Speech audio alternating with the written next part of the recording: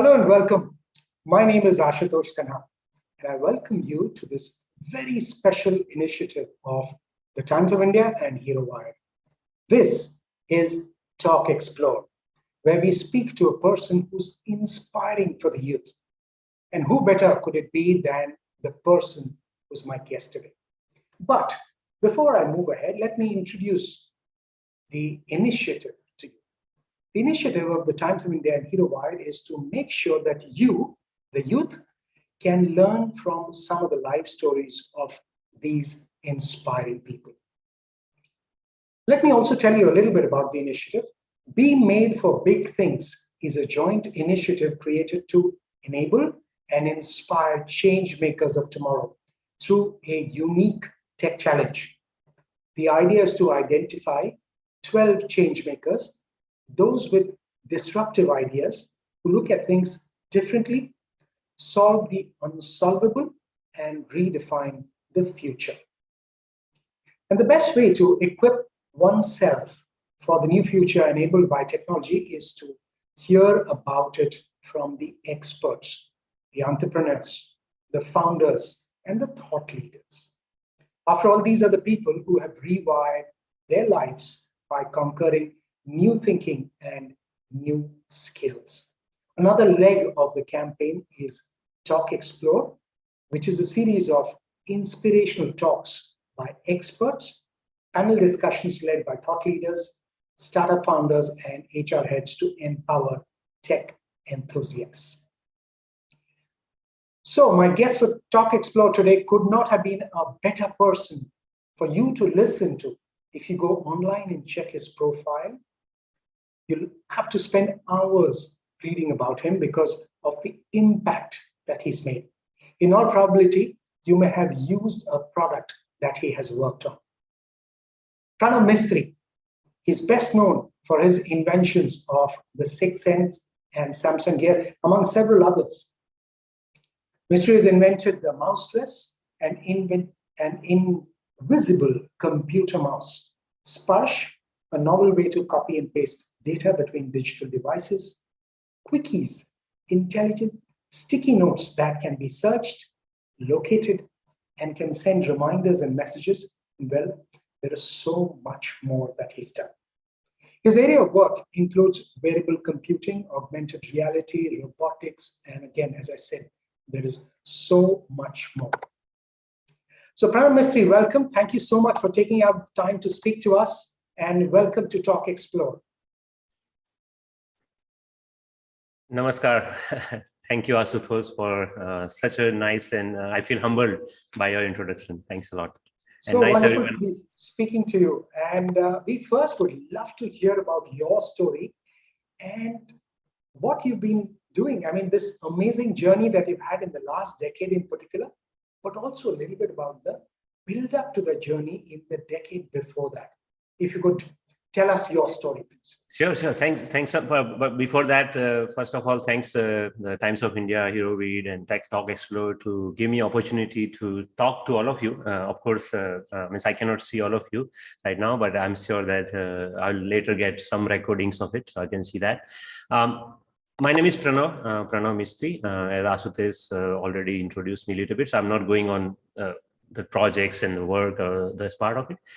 I come from a very small town, called Palanpur in North Gujarat. And I was just talking to Ashutosh just before this event started that I did full of my schooling in Gujarati mother tongue before I moved to US, where I started in MIT. But the journey that I got to see, I feel so lucky that I got to see from the rural India, the development of the rural India. I was part of it while I was working in Amul near Palanpur, helping the veterinary doctors connect better to the patients, where patients here was cows, but that was a different story. My journey started as in schooling in Palanpur, in mother tongue in Gujarati. My father was an architect, so the life is very different because he was an architect, which is always a creative part of it, and that creativity comes from by nature. At the same time, creativity also come from the kind of the work that he used to, challenges that he used to give me.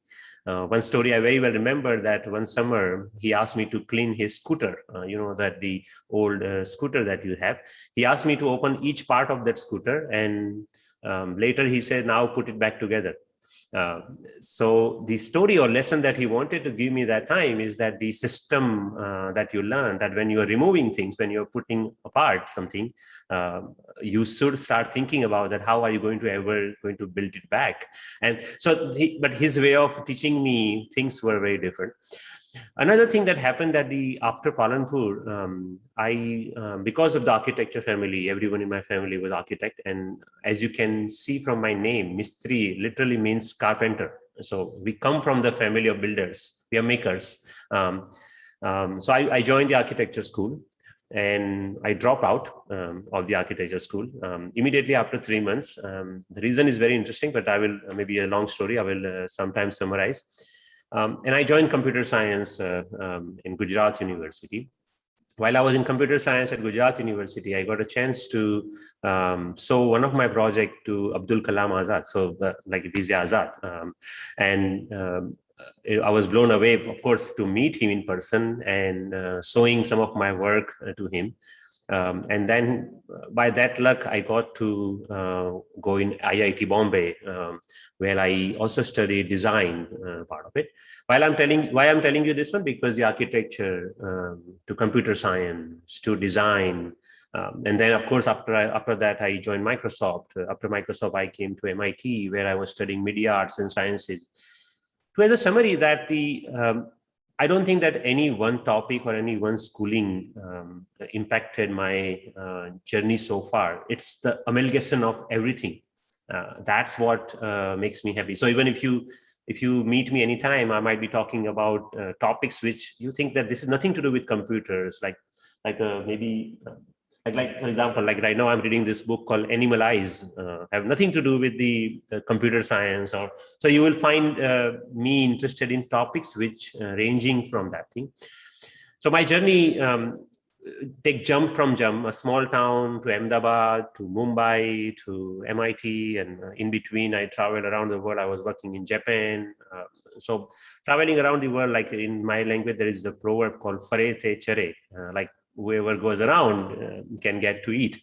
So that's kind of the my life story in summary. Because and of course even now I like to wander around, and I like to wander around in one way. So that's a very quick summary of who I am. Yeah.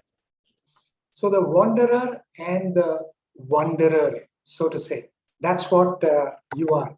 So then, the big picture, if you look at the tech ride for the world has just begun. And you are, can we say that you are one of those people who are at the sweet spot for that? It's one of the things is that I think that one of we should think about technology is not something new. It's just that technology is always changing its form. Like if you think of the paper making machine was also in itself is one of the wonderful, or Gutenberg's printing machine was kind of the internet at that time. So if you think of that, because what Gutenberg's printing machine did is that it made the spread of the books possible. Like that was a social network or effect of that time, if you may say.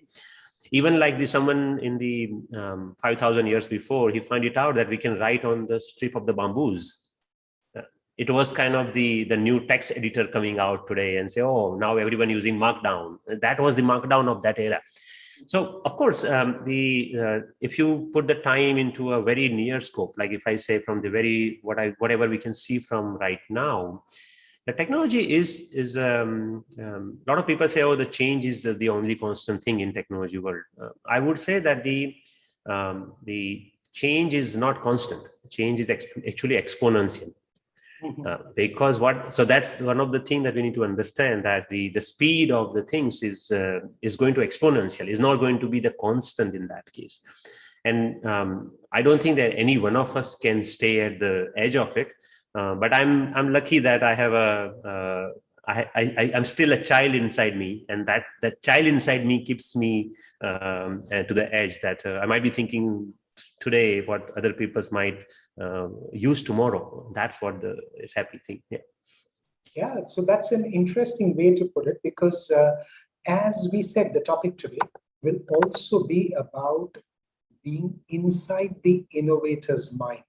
So let me just tell the audience that in case you have questions for Pranav Mistry, please feel free to put them in the Q&A box, and we will try and take as many questions as possible. And I'm sure, Pranav, you'd love to hear from some of the people who are listening to the program as well. Okay, so very interesting that you said that the child in you is driving it. So is it your mind that is ticking all the time, that you're watching people, which helps you develop ideas for innovative products, or even as inputs for them for tomorrow?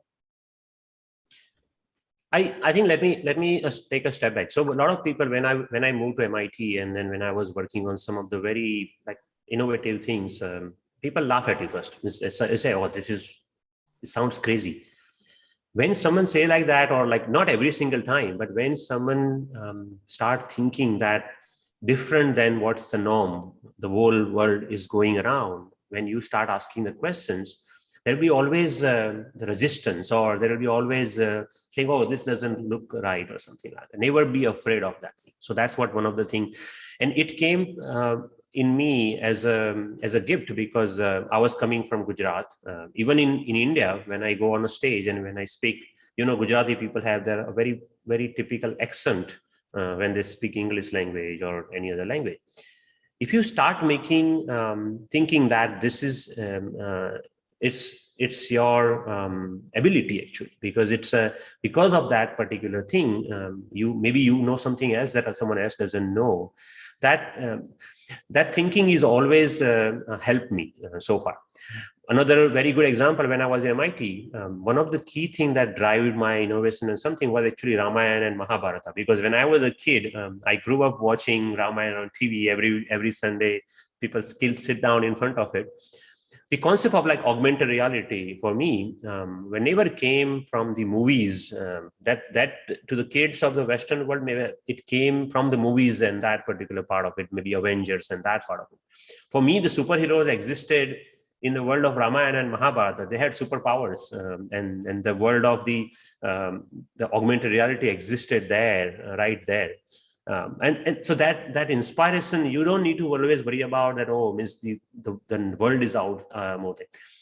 One key thing that I really want to explain on that part, if I may, is that when you're thinking about new things, you need both part of it. Let me explain what I mean by both part of it. You need to connect to the world. You need to learn, not imitate. It's always a good idea to learn new things from others, new culture, new languages, biology, new animals, new trees will teach you. Everything in the world has something to teach you. Always keep student inside you always open to, ready to learn. So you need to connect to the world, connect to the knowledge that is outside. And the second thing, you need to disconnect. It sounds weird, but let me point it out. You actually literally need to disconnect. If you go today, a museum, let's say if you go in Mumbai, or if you go to Tokyo, or if you go to Sao Paulo, or if you go to California's San Francisco, if you go to a modern art museum today, all the art inside all of these places will look very similar to you, right? 2000 years before, if you go to area near Mumbai in Maharashtra, if you go to in Japan, if you go to China, if you go to South America, the art that existed was completely different from each other. The reason for that thing is because it was disconnected. The influence of, so it sounds very interesting that, it's always good to know about everything, but actually sometimes is closing the eye and your mind itself churn it and neglect what other people are doing is actually much more useful when you are actually thinking of innovation. In our older world, like our Bruceys used to go and tap, like they close your eyes and then they not get the knowledge. What does that mean? Like I was literally asking my father that how does that happen? He didn't read any book. How did the rishis sit down under the tree and they get the knowledge? Because human mind is capable of churning and the thinking and then the thing, and it can build upon it. And that's what the process. So sometime in innovation, always do this both practice, disconnect, at the same time connect to the world. And that's the right balance. And so yeah, means this is the how the so sometimes it's always good to disconnect in the rather than knowing what other people are making robots of the future. You don't know about it. It's better. Yeah. So interesting point you mentioned about the multiplier. How at various stages we've had a multiplier. Yeah. So when you think of, you've created with your innovations, you've created newer markets for products. Those markets didn't exist with some of those products. And I'm sure there's more application of that which will be coming out in the days and years ahead. How does how would you say that opportunity will expand? Which, the people, the youngsters who are watching this program and who follow you, who listen to you, they could be more interested in exploring and exploiting. Yeah. So I think that one of the things is that if you ask me that, what about me? Like, what do I know about cricket? Like as a thing? No, not much. I'm not a cricketer, or like I'm not that thing. Or if you ask me, what do you know about the finance world? No, I'm not a finance expert or something. Everyone, I think one of the things is that everyone is good at a part of it. One of the things. As innovation also, there are two kind of people in this world which have made impact to this world. When it comes to the impact from the financial perspective or business perspective, it's a different story. Like even let's take an example of Tesla, like a very interesting story.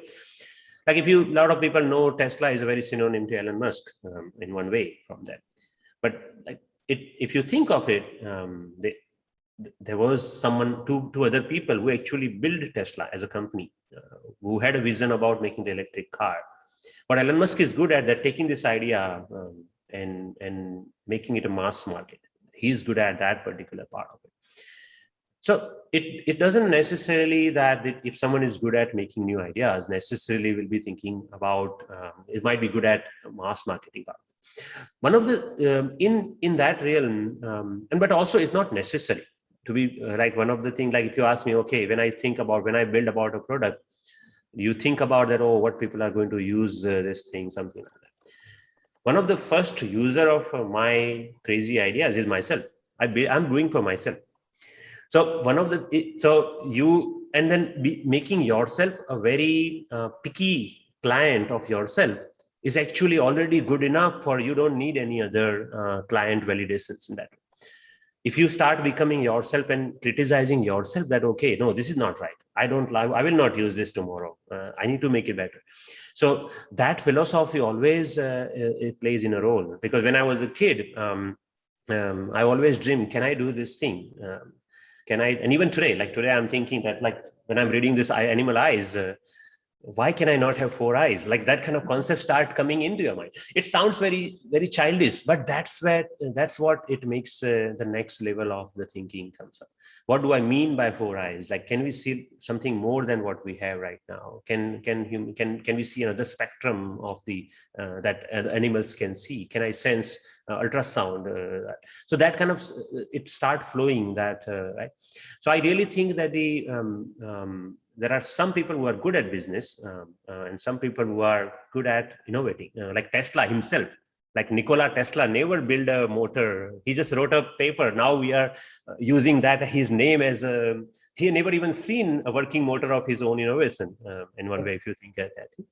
But it's the impact of you doesn't need to be always in the terms of the $1 billion business or something. Impact can be something else, and should be that case. So interesting. 2 things that you mentioned about the 4 eyes possibly, and also about Tesla, which a lot of people say is more than an automobile company. It's probably an AI company. Yeah. So it's about looking at things very differently. For, again, getting back to the people who are watching the program, the youngsters, the college students, and early professionals early in their career, how do they need to approach this thinking differently than what traditionally is done? Yeah. One suggestion that I would give, like, or maybe one something that and it's not like something that I know as I'm a guru that I can teach you something, but on my way, one thing I learned that one skill that I captured myself that stayed with me again and again, or maybe I would say two, but let me start with the first one, is that the ability to learn something yourself. So, like, it sounds very simple, like, oh, but if you start rather than relying upon someone to teach you something, be like, have that, like, learn how to learn. If you can learn how to learn, that's the only thing that you need in your life as a learning perspective. And then the second thing is that never let the student in you die.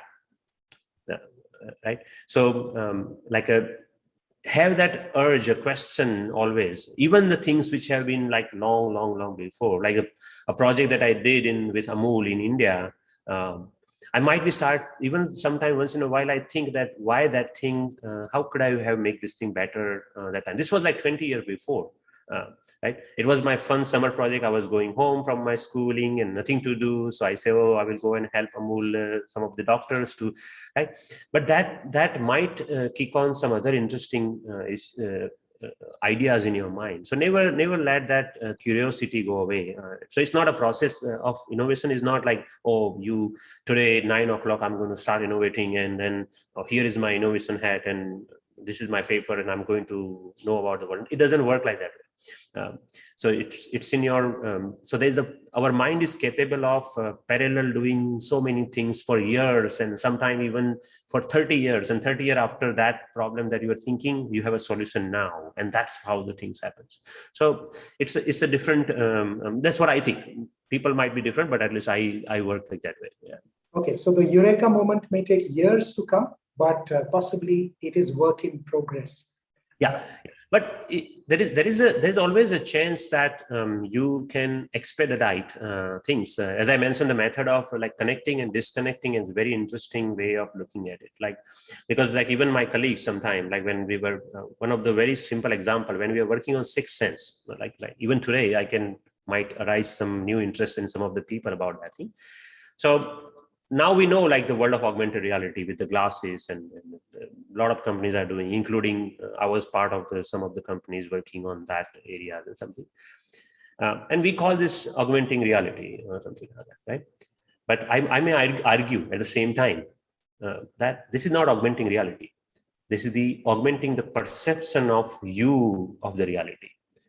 Augmenting reality is something that everyone who sees this thing, for them, everyone perception is change. It sounds very simple, but if you remember the story where the Kauravas coming in the new Pandav palace, and the Kauravas fall down under some kind of the labyrinth or Maya Mahal or something like that. So everyone, they didn't need to wear glasses that time, right? Yeah. So the point is that you can even start thinking that, okay, augmenting reality is something, the concept right now is happening, and you're in the classes, and there's a focal point of view, and the field of view is very limited and 60 degrees, and all. I can go into all technical details, but there's a lot more things to be done. It's not the thing. It's like we are scratching the surface of it today. So this is the Gutenberg moment of the printing press right now. It's not the internet hasn't come yet. You are the one who need to invent the internet, which is going to come after 50 years or 100 years. So keep that hope and energy open on that one. So okay, interesting the way you put it, because it just reminds me of something I read many years ago about Tim Berners-Lee wanting to build an internet system for the entire solar system. So you're probably at the beginning of that, or something like that. So yeah, there's an interesting question that has come related to some of the innovation, and this comes from Siddhant Kumar Giri. He says, how the idea of making the invisible mouse came to your mind? Again, it is trying to understand your mind. Yeah. So thanks a lot for wonderful questions, Siddhant. And then I think I will tell you how the idea came, but also at the same time, like you can see very clearly that I was not very good at writing an English paper. Like, in publication, you have to write like some papers or something. To communicate my idea, actually, I use the Tom and Jerry videos. If you go even search right now, my mouseless project, I literally use the Tom and Jerry's mouse concept. And there was one of the episode, the Jerry becomes invisible. And then, so I use that concept. So the concept, actually, I met the Douglas Engelbart. So before, like this was in lab. So Douglas Engelbart was the inventor of the computer mouse. And one of the greatest inventor that lived in my lifetime, and I met him, a wonderful person. Even if you think of right now, like we have touch screens and we have this gesture computing and we have everything in this world, like all the kind of devices, we have pens around it and we have a stylus, is a multi-touch screen and everything around. All of us right now who carrying the laptop, even laptop have a trackpads or something like that. In your backpack, 90% of us still have a computer mouse. Yeah. It sounds very silly, but at the same time, that was invented almost 70 years before, 1954. Maybe I might be missing out the date, but it was invented like 70 or something plus year before. It's a magical thing if you think of that. Why? Because the computer mouse becomes an extension of your body, human body. It's very different from a pen. It's very different from because when you move the computer mouse from here to here, it's very similar that as you moving your hand. So I'm a table tennis player. I think many of you know that. In fact, I play state levels, and I used to be a very at the New England captain, and like a lot of those things. So a ping pong paddle becomes an extension of your hand. That's the player that you want to become. You don't think there is a paddle in your hand. Mm-hmm. Your hand is a pedal. That's the mental model that you need to be. What computer mouse did was the concept. I always when I met Douglas Engelbart in my lab, he was visiting for almost a week. I challenged him that I cannot get away the mouse, but I want to make it invisible at least, because that's what the challenge that I accepted myself. Right. So this was just to not to prove to him, but prove to myself that it's possible. It's possible that the extension can be invisible, right? Because so the technology is possible right now. That, like, even if you, as a joke, but like I can see, even I have a mouse in my front of my computer, right?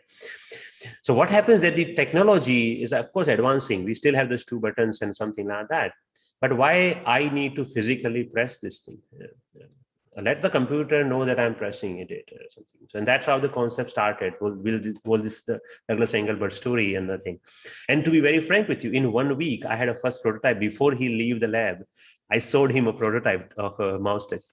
So that's what the day and night. So that happens. So some of the innovations happens as a just challenge accepted kind of yourself, and then you don't sleep until you finish it. That's a fun part of the stories and the journey about that. Of course, later I made a little bit better version of it. There was a company in Japan called Fujitsu, which actually implemented a version of it inside their computers and those things. But that's how those things works. Yeah. So that dream has to come from within you. That urge has to come from within you. Is that, and nothing is a barrier there. That's how you put it. So it's one of the thing is that if you start like a lot of people ask me that, okay, Pranav, like even this business world, or they will ask, oh, what's the application, what's the go-to market GTM, and what's the business plan and something like that. I feel that if you solve people's need, or if you do something that people want it, or people will want it, you have to sometime imagine, because future people haven't seen it. So they don't know what they want. You have to start imagining that. If you do these 3 things, you don't need to worry about that. Will it sell or will it make a money? There will be a market about that thing or something like that. And that's true for real business. That's true for academia. That's true for any innovation you are doing it. If you believe that I want this thing today and it's not there out there, disconnect yourself. Like, just do a connection part of to the world. Is there anyone have done this kind of thing? It's a little bit there, but it's not exactly what I want. Disconnect. Immediately after that, disconnect. Go to your world, build it. right? Even if it's a rudimentary, even if it's very basic, build it. Then come back and then refine it, and that's how the things work. And then bring it to your friend. Will you use it?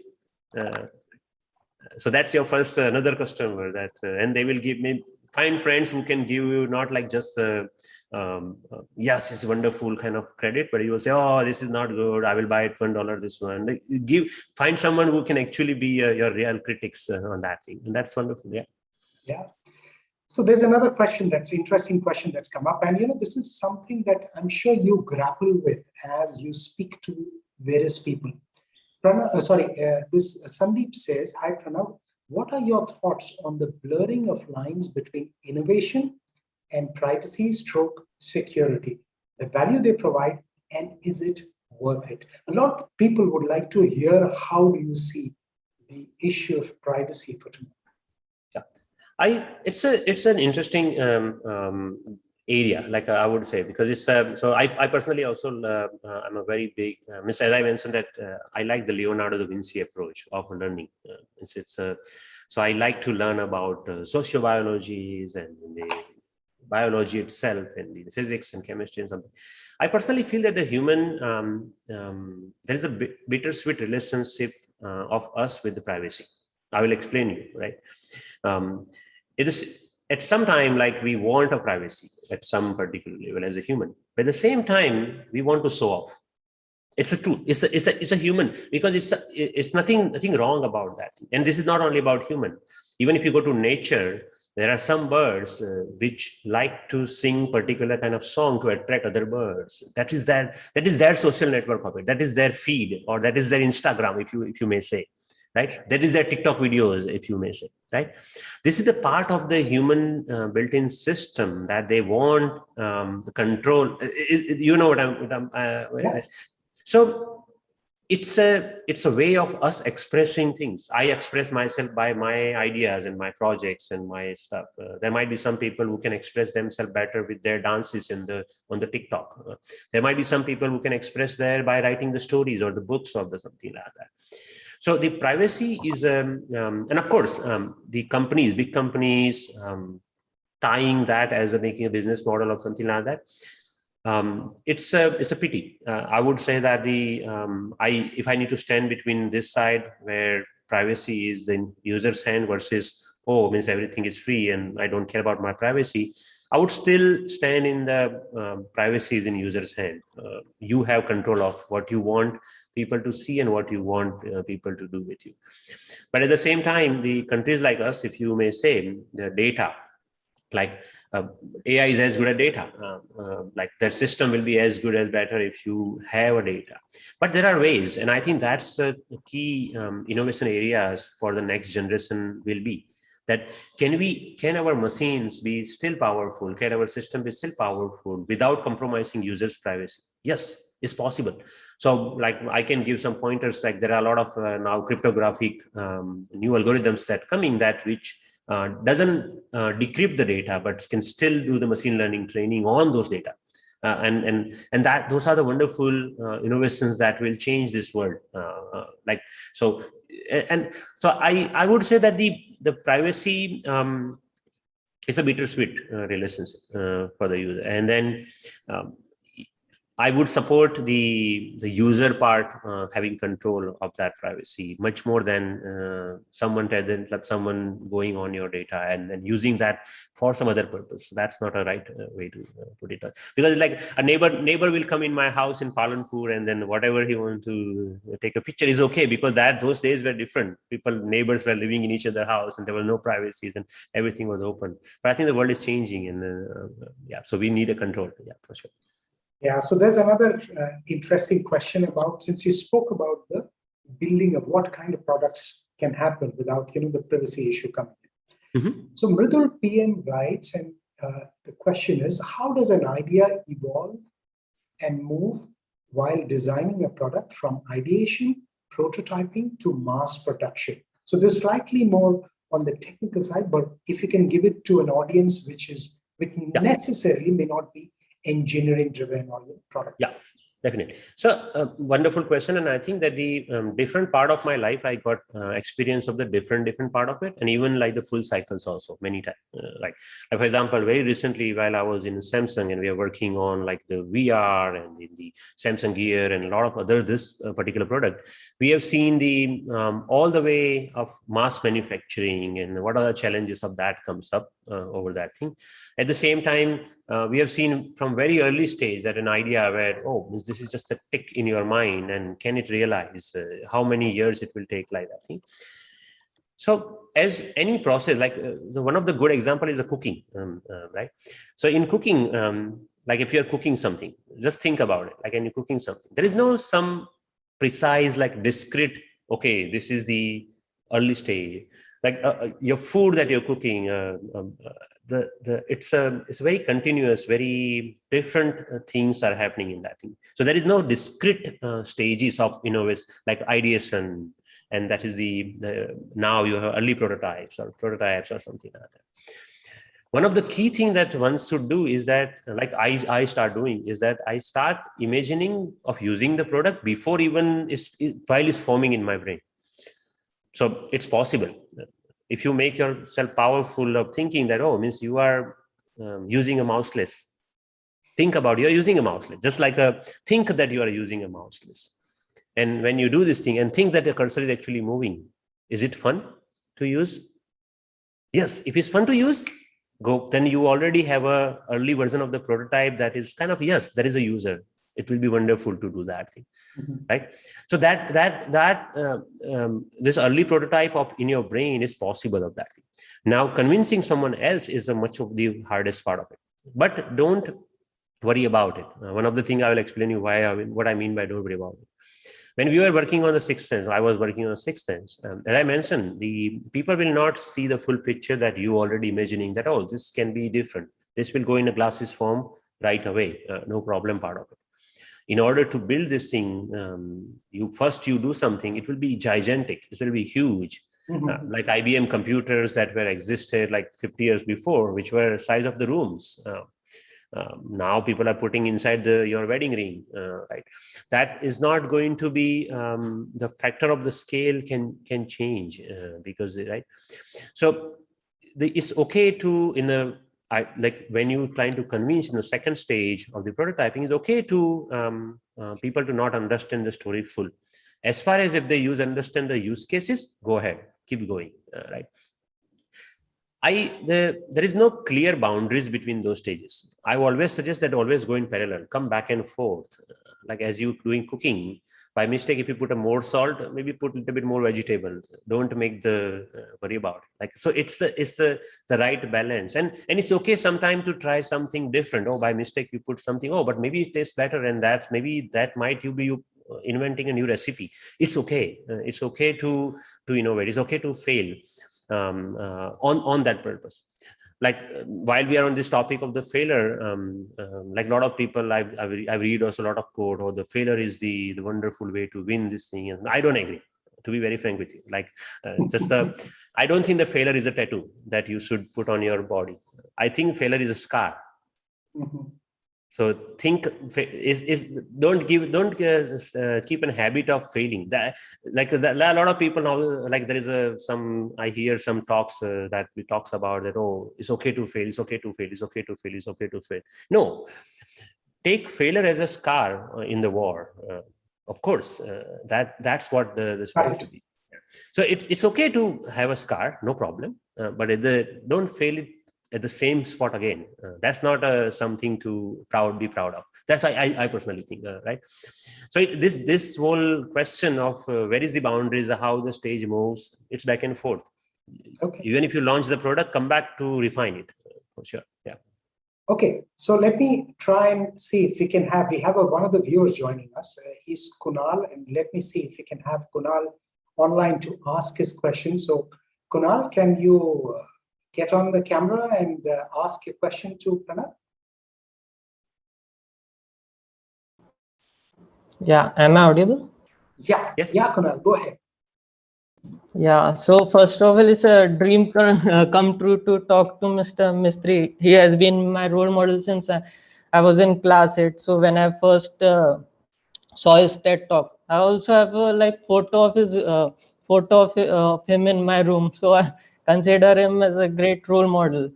So I wanted to, and now I'm in final year now, and wanted to ask, like, I want to go into a research career. So what advice would you like to give? Like, Okay, let me see first. And Pranav, your camera seems to be switched Okay. off. If you can Let just take me, a look at that. let And me, let me see if I can have Pranav answer that question. So there'll be millions of people like you who would be following Pranav and would love him to answer that question, and yeah. also put a sense of that, get a perspective on that. Pranav, we still can't see you. Yeah, let me turn the camera back, I think, on. Okay, sure. Otherwise, I can move to another camera, no problem. So we'll wait for that to happen. And Okay, things. okay, so some of the challenges of technology, and I'm sure. Okay, that seems to work now. So you heard. So fanboy moment, I would imagine, for Kunal. Definitely. So He wants Kunal, advice from you, and yeah, I'm sure Kunal, there are many like you. yeah. First of all, Kunal, thanks for asking question, and it was likewise. It was wonderful to meet you. So where you are, which city you are right now, where you are. Okay, so Pranav, I'm go ahead. yeah. Kunal. So I'm from Nagpur. I'm doing my bachelor's in Navi Mumbai in Okay, good. Mumbai. So, and I'm sure that Kunal, like a lot of people would have like questions like you, and then so what should I focus in the research or something like that, right? So think about it. This is my way of it, right? If everyone will become a cook today, then who will be driving the aeroplanes or flying the aeroplanes, right? Every one of us have an inner superpower, right? And so follow your what dreams you are getting and what questions your mind is saying, oh, what if, right? So if you are excited about something, you don't need to think that okay, means I need to be someone like it, something, never, right? If I ask you that, okay, what you should be doing, what should you compare about, compare yourself with yourself of yesterday. That's the best way to do that thing. Do you if you are feeling excited about research in a domain, go for it. Even if it doesn't work out, come back and then ask another question that okay, am I excited about this particular part of it? On another like a very simple, like now of course that is very generic answer, but in a very trend perspective, I would say that the India, as a youth of the India, have one wonderful opportunity. Like I would say that if I would be in your position in this particular time, I would be 10 times lucky than what I was. I will tell you why. Means if I get a dream that okay, I can go back to my fourth year of the engineering right now, I'll be super excited. Why? I will tell you why. Because India, one of the thing is happening is that now, when I was in the fourth final year of my engineering in India, in order to search something on internet, I had to go to library and I have to book, I have to reserve 1 hour. I'm not joking with you. This is truth. Asutosh might is truth. So that was the case of it. The India is so connected, so well connected right now that at fingertip you have everything with you. That's one thing. The second thing is that the Indian youth is English connected compared to other part of the youth world. So there is a youth in China, there is a youth in Africa, there is a youth which is growing in the Middle East, which is similar. But we have one more leverage, that we understand the English language as perfectly, without problem. So we understand the world also, and we understand our local needs also.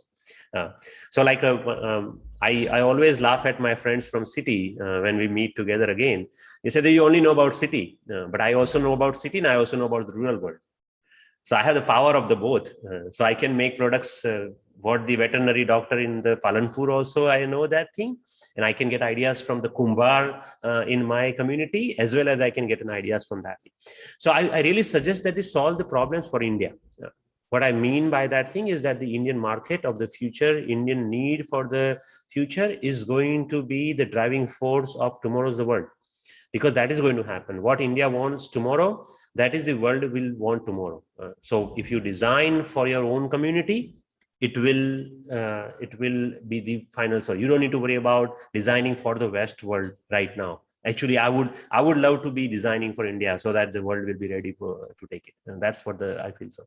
Yeah. Very powerful line. If you make it for India, probably there are already 1 billion users already waiting to lap up that innovation of yours. There's another interesting question, Pranav, that's come from Shahdevan Vijayan. And it says, can there be gesture-based UI? I mean, a 3D gesture which gives some physical activity while we work on computers. It is much needed in the work from home era. Very important point that he's made. Yeah, wonderful. So I think that, like, as you know, that some of my very early work have been in the gesture world. I've done a lot of work on the gesture computing, and I was a very big proponent of the gesture computing because one of the key inspiration I always get is from the nature. And I don't think that like even the word, when someone say, oh, I discover, or I research, why we say research, we never say search. Or why we say discover, we never say like the point is that it's already there. We are just removing the cover from it. It was lost and we are researching it, right? So that's the point of it. So the gesture computing is the nature part of it. Like even right now I'm talking to you, my hand keep moving, and that's the natural part of the body. One key interesting thing is that in order to make the gesture computing work, we don't need to make an interfaces there, like technologies for building interfaces there. Is the end part is not there. And like, let me explain what the end part. Human is there. There is no doubt. I don't need to learn a new gesture language. The interface technology exists, right? The last part where the computer part or computing part, the receiving part of the command, it only understands in very discrete manner. Like while the keyboard exists, because keyboard only understands in this discrete manners of the ASCII particular codes of it. If you want to build a gesture computing and if you want to become the future of the gesture computing, so the middle part of the gesture computing exists, is the receiving part needs some work. The receiving part needs some research. That's what my thinking. Like if you can make tomorrow's computer start understanding other than the QWERTY or the mouse movement in X and Y position, then the future of the gesture computing will be right away there. It's not the technology of the gesture interface is missing part of it.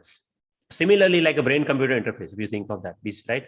A lot of people are now thinking about brain-computer interfaces more actively. It was there before. Before you might have seen some demos of someone like riding a aeroplane that flying from left and right, and simple basic command we can do. But now we can tap much more deeper into a brain to control computing part of it. But the same, what happens that we right now using brain-computer interface, ABCIs, to actually give command again back to this QWERTY, ASCII, that particular part of it. So receiving end need to be changed. If receiving end change, and that's with the advances of the couple of the new machine learning part of it, we are changing that with the advances of a couple of this quantum computing phenomenon, where computers are not only thinking in terms of the ones and zeros or the black and white. It's happening now, and that's what the new interesting areas will open up. And this is an exciting time. Like that's what I think so. Yeah, absolutely exciting time. And the innovation that you're talking about has got some of those people who are listening so excited. So we have Shravan Venkatesh joining us again to ask his question. Shravan, please tell us a little bit about a couple of lines about yourself and what's your question for Pranav. Hi, Pranav. I'm a great fan of you from the TED Talk. By the time of 2010s, I have been always like listening to it on a daily basis. I had been listening it. Me and my sister were great fans of you also. So you have made a lot of innovations throughout your career. So which of those innovations do you think has changed the most around your world, and how do you think after that innovation? Yeah. I think that's a couple of like a wonderful question, and I think I also myself also thinks this very often, that okay, means whatever I do, how does it impact? There are two kind of impacts that have done my innovations on myself, right? One of the things that as like for example even the sixth sense, right? The storytelling aspects of the sixth sense, or because of the sixth sense, I could inspire 10 more thousand Pranavs somewhere sitting in Palanpurs of the India, that makes me happy, right? So it's not about that because I am here. It's like that a friend of you climbs a mountain and say, oh guys, there is a way. You can also come. That itself, that's the biggest impact I feel that I feel happy about. So a person who is studied in his mother tongue, a small town, can go places in the world and talk about technology, and the whole world listen. You can also do that. So there is no boundaries. So that's one of the biggest impact that I think. The second most impact that I think I build it, that I feel very proud about, is the Amul project that I was talking about. It sounds very like I will explain you what this project was about. So I was in a summer break, back to my hometown, just as a normal, in a college time, we go home, we party with friends, and then, right, that's the part of it. I took a challenge saying that, okay, my uncle was working in the Amul dairy in Palanpur, that particular part of it. And he said, Pranav, that we have this particular problem, that every day morning we are getting so many calls from different villages. Their cows, buffaloes are sick and something like that. We have 6 doctors, and the doctors travel from in their jeep, places to places, right? And by the end of the day, they can only serve very few doctors. The reason is because they cannot route it efficiently. That, oh, which village to go from where, and again come back over here, and then distances or something like that. I thought, and another problem was that everyone was trying to call it at the same time in the morning, right? So I helped solve this problem. I will not go into details how I helped solve them, because you know that like now there are like AI, there's route algorithms and all this stuff exist. In those days, I have to do statistical methods, right? Your camera is switched off again. If you can just take a look. Sorry to interrupt. I will keep talking, but while the camera is getting on. Is it kind of following your gestures as well in some way? No, I hope not. I hope it's not become intelligent. But that impact of thing, that next summer when I came back, my uncle told me that because of your software, that you build some rudimentary software, it's not very good quality. Because of that, there are 3 times more cows we able to serve. That makes me a different way happy. Like, so that's kind of impact is in your local community. It's I feel that it's near me. It's I'm there, and then I help myself. So it's both like a global scale, inspiring people, and you are not like only like when I go to South America, or sometimes I go to Korea and Japan, kids there also say, oh, means I joined computer science because I watched your videos and I really got excited. So there are people, I feel happy about that. That's what at the same time, these cows, which are not never going to thank me in person, but in one way that's it makes me happy. That's that impact is very important. And technology helps us understand what they're trying to say, so that perhaps they can thank and we can understand. And I think we need to thank them for serving us, and then both ways. It works both ways, definitely. Okay, so since the youth, they want to, so they have so many questions, and I'm sure when you meet them, you also hear it from them. Mm-hmm. How can India's youth play a larger part in the global tech revolution? Because as a country, we still seem to be at the fringes, particularly since you mentioned that in the English-driven innovation. Can we drive that innovation for our own markets? Yeah. I will take like one second and I will really again repeat this word, that learn, not imitate.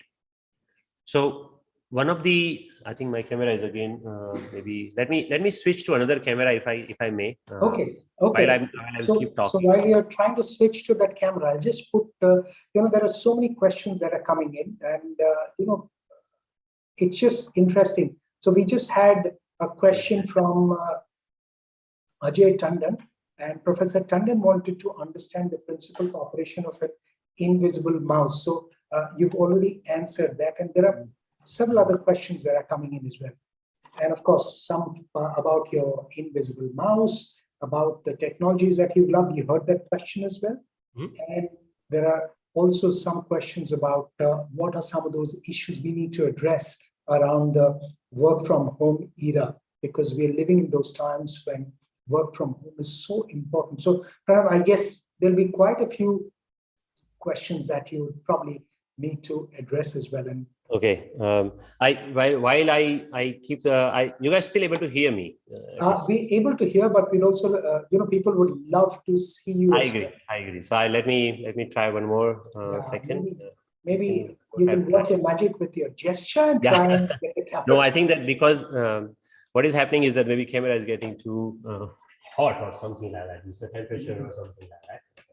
Regardless, while I might be answering something that might not sound right because it's like 11:30 in the night over here. So forgive me if I'm speaking something rubbish. But can you, Ashutosh, if you can repeat the question briefly, then I may go with the next. So my question was, we as a country are still at the fringes of the global tech revolution. How can Indian youth be a larger part of the global tech revolution? Okay. I think my camera should be back now. If I. Yes, it is. Okay. It is back. Okay. Can you see me now? Yes, we can. Okay, one more time. And okay, I think hopefully it's there. Okay, as far as if you can see me, so as I say that the learn, do not imitate. So one of the thing is that the world is going to keep doing new innovations. The world is not going to change. The change is exponential.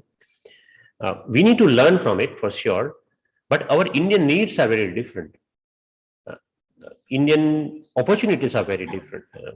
I feel that if you focus on the India as a market or India as an opportunity, what is the customer of India, or what is your friend, what is your mother, or what is your grandma needs tomorrow? Let's solve that problem. If you solve this problem, the whole world is going to follow, and because that world is also now is going to follow India, the youth of the India is going to be the leading force of in this world. Automatically your thing will be bigger, right? Of course, one of mistake that we are making is that exactly I said the learn, not imitate. Right?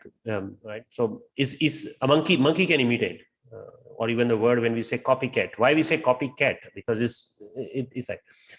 But having an intelligence is more than just imitation part of it, and having an idea is more than just getting in.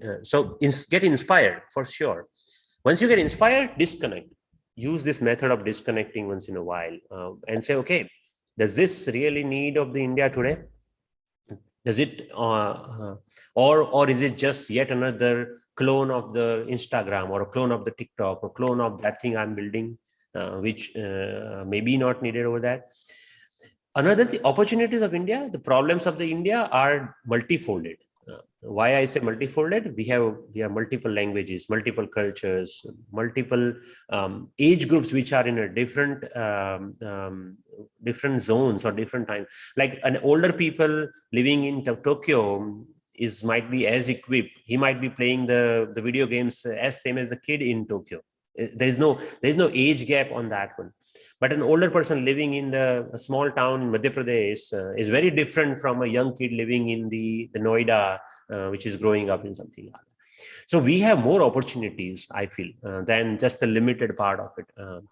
So to the youth of India, I would give like one, don't get stuck into just seeing the other part of the world.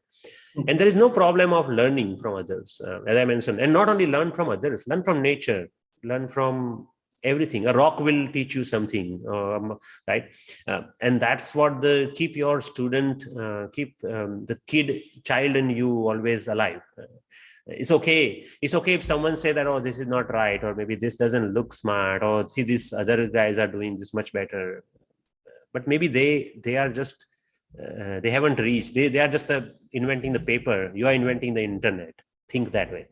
So don't underestimate yourself. So that's what the one advice that I will give you. In a pure technical term, one of the question came about privacy. I feel that's a huge opportunity for Indian youth to innovate around. Because this whole world of the cryptography, whole world of the algorithms that can do wonders or magic without compromising users' privacy, that's a huge need for this tomorrow. So these are some of the areas that definitely will resonate with the whole world, without doubt. So there are a lot of things, and read, read crazy things, read Ramayana, read Mahabharata. Even if you ever read it, like a lot of people ask me, what technical books should I read? After in engineering, I tell them that go back to your 5th grade and 6th grade and 7th grade math book and read again. Actually, you will learn something new. I'm not joking with you. You will realize that in 5th and 6th grade, you were just paying attention to the marks and how much grades you get in the school. You were not understanding the concept. Now you'll understand the concept, why Bernoulli was throttling the thing and why the pressure is high there. And you will understand, re-understand, researching or rediscovering. That will happen. So it's like someone has said that when you read Mahabharata second time, you see it differently, or you read it third time, you see some other things differently, and so it's similar way, like re-look at the things, and then that's what the kind of the keep an open eye, keep learn. And also because again of the youth which is listening, also take a slightly longer term view, because there was some questions also about how long should they hold on to what they are doing so that they can reap the benefits of the innovation or the change that they're trying to make. Yeah, so I think I answered this question in a different way before, that do not think that 9 to 5 you're going to innovate. No, it's not going to happen. Also, do not get stuck, as I mentioned to you. Like there are possibilities that when you start thinking of a crazy innovative dream and you work on it and it didn't work, no problem. After 5 years, there will be a new technology will come and will help you solve that problem that you are not able to cross the boundary for. Keep that idea in your mind. It's not a failure. It's just you are putting a pin on it. Say, I'm going to put a pin on it. I'm going to come back. So ideas, let your brain is capable. Don't tell me that our human brain can only concentrate. No, human brain is like, I think Einstein has said very nicely that the brain never get tired of learning. That's your physical body might get tired, your eyes might get tired of seeing the content, but your brain never says, oh, it's a limit, I can take it. No. Is the limit of the brain is infinite. It can concise, it will compress or zip or WinRAR of the data and information. It will do that. So your brain is so powerful, much more powerful than what people are talking about, the neurals, how they work. It doesn't work that way, as I may say. So let your ideas flow. Put a pins on it, come back. There are multiple parallel things can follow in your brain. Let it live. Let that dream be alive. Yeah. Okay, I'm sure some of the people may have wanted to ask this question. They probably did not. You spoke about the books that one should read, the nature. You can go back to nature. You can also learn from a rock. So for Pranav Mistry, as you grew up in Palampur and went to engineering college, did you also bunk college classes occasionally? Yeah, without doubt. Like I was a last bench kid. Like not because of I was not paying attention to the class. I was always paying attention to class at the same time. But at the same time, sitting on the last bench, I was reading some books which is from libraries and even looking at further or something new or something. So don't think me as a different than the. I'm sure all of you, because I bunked the classes. I never opened my, like even in the schooling days, I never opened my. We used to call daptar. I don't know what you guys call, but the school bag after going back to home, throw the bag on the playground outside, running with the soccer ball or the cricket. And that's how I grew up. So next day, where is my bag? Where did I throw last day? And then let's come back. That is how the kid I grew up with. And so it's the nature. And that teaches you the life lessons. That teaches you, that makes you what you are, being part of the social in a different way. Yeah. So it's about an amalgamation of various experiences, the cultures. Again, Pranav, it seems the camera's gone off as we speak. Yeah. So the amalgamation of those cultures, of the experiences and the reading, and of course, learning from everything that's around you, that's so important. That you'd say, which is driving and which can help you drive your experiences for the future and help you turn into an innovator? Of course, that critical mind is important as well. Your camera is still off. Yeah, I think it's because it's keep getting hitting. So maybe I think maybe Okay, coming back. so I think we'll also, if you can try and switch it on, and let's see if we can get you for your closing remarks, Pranav. Okay. It does look like it's switched off now. So okay, I now want can you to work on some innovation that can help. Something as basic as that as well. Something like this camera is also like, see, he's a hitting. But anyway, so is it camera? Can you guys see me? Yes, now we can see. Yes, step it. Okay, just keep it that way. Okay, so I think as a last remark, I would say that think of the technology from the design perspective, or design from the business perspective, or business from the sociobiology perspective. There is no boundaries. Like 4 years of engineering is not going to make you an engineer, or MBA course is not going to make you an expert in the business. In order to become an engineer, you need to solve problems. You need to work on it. In order to do the right business, you need to go to the field and try to sell your products to someone, and that will teach you the business. So I would only suggest that never get stuck into this boundaries that is created by someone, that this is 4 years of engineering, and after that you have to do research. You are a PhD or you are a researcher, so research is your thing. Or because you are a business person, your focus should be on business or finance. No, not like that. I don't like a Leonardo da Vinci. He was not he was everything. He was a sculptor, a scientist, a designer, an architect, or everything. He didn't put himself in a boundaries of the things of something. So that's what the last comment that I would give. And then, as I mentioned before, like I want to leave you guys with this method of connect and disconnect. That's very important part of it. That's what you need to learn how to disconnect sometime, and that's what will make a difference. Yeah. Okay, thank you so much, Pranav Mistry. It's been a pleasure speaking to you, and we look forward to more interactions and listening more from you, and keep inspiring all of us and the youth of India as well. Thank you so much for being with us. Thank you. Dhanyawad, and thanks for hosting me. And this was wonderful. I hope it was useful. I don't know, but I hope. Yes, we definitely will come back to you, and more such conversations definitely should be on. Thank you. Thank you. Namaskar.